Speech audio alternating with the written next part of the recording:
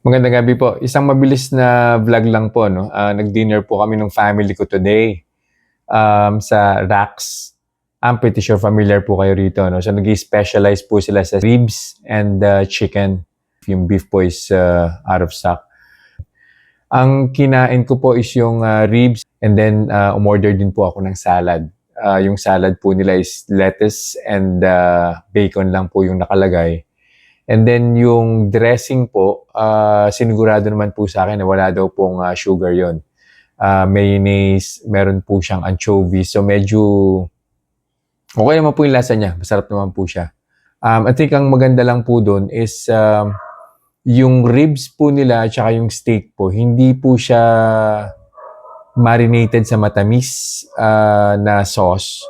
Meron pong separate na sauce. Hindi na po ako nag-try nung separate na sauce kasi according po sa mga anak ko, may tamis daw po eh. I think yun po yung naging maganda ron.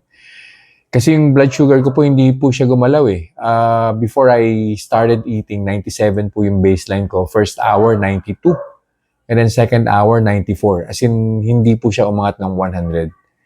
Sobrang flat lang po talaga nung blood sugar ko. Actually, nag-check pa nga po ako through Sinocare glucometer just to make sure na yung CGM ko is hindi nagloloko, no? And then true enough, wala pong problema talaga dun sa CGM. Yun lang po talaga yung ginalaw ng blood sugar ko sa kinain ko today sa Rax. So good job po sa inyo, Rax.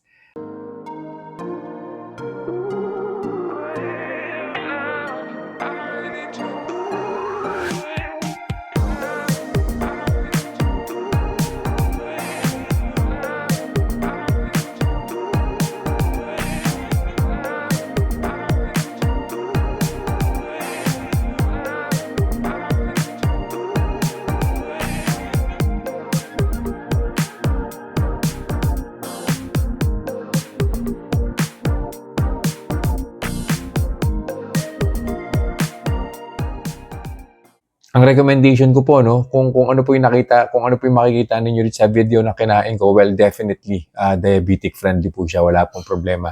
And uminom din po ako ng Coke Zero.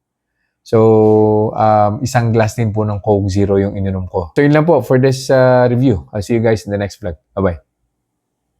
Reminders lang po, huwag pong mag-aanli. Always eat in moderation. Di po ako doktor. So, whenever in doubt, konsulta po kayo sa doktor ninyo. And yung results po ng mga review na ginagawa ko, it may vary. So huwag niyo pong i-expect na yung resulta sa akin is magiging kapareho po ng resulta sa inyo. So yun lang po. Have a nice day.